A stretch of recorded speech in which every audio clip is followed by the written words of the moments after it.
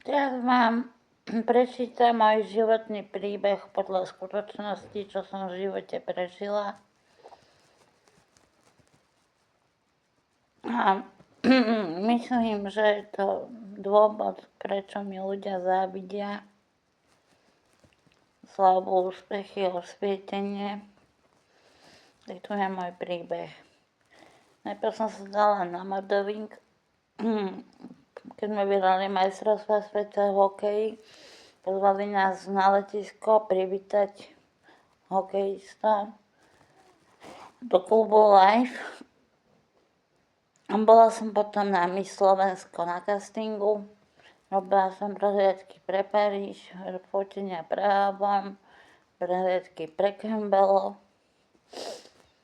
Potom som sa neskôr stala dcerou synovca rakúskej grófky. Bývali sme vo Viedni na námestí v paláci u rakúskej grófky. A poslali ma aj do Ibizu do Španielska.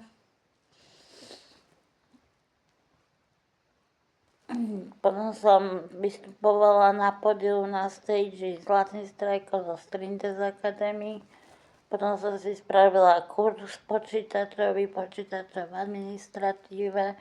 Potom som vydala knihu Medzinárodná tajná federácia agentov Matrixu a hviezdne vojny vesmírnych bohov. Potom som vydávala časopisy Very Important Person, VIP a UFO. Potom ma vyslali v Reflexe ohľadom americkej násilu testovania v čase. A ďalej sa to nafúklo jak bublina do väčších extrémov. Aj moje meno je do väčších extrémov. Meno, ktoré sa skloňuje všade po celom svete. Napísala som scenár na film Pomsta Kitty Gerov o tom, že Kitty je brutálne inteligentná šéfka po svete a plánuje dať vedecké projekty na NASA a prostredníctvom sondy všetky hypnotizovať do tranzu. A druhý scenár Invázia na Marse a to mám ako mimozemská civilizácia na planete Mars bojovala a amulet. Mali tam podzemné laboratória, nanočipy.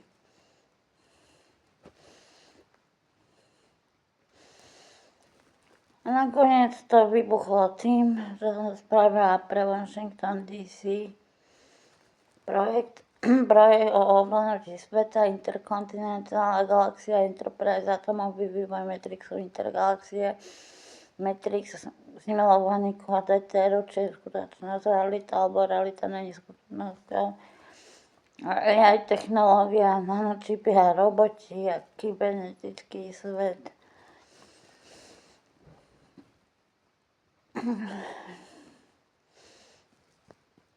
Oni sa nás pokúšali vymazať ako ľudstvo covidom a potom spraviť tento svet budúcnosti.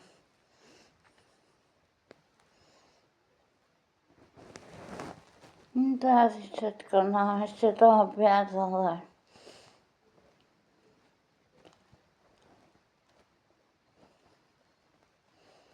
osvietenie kráča svetlo so mňou, dňom i nocou.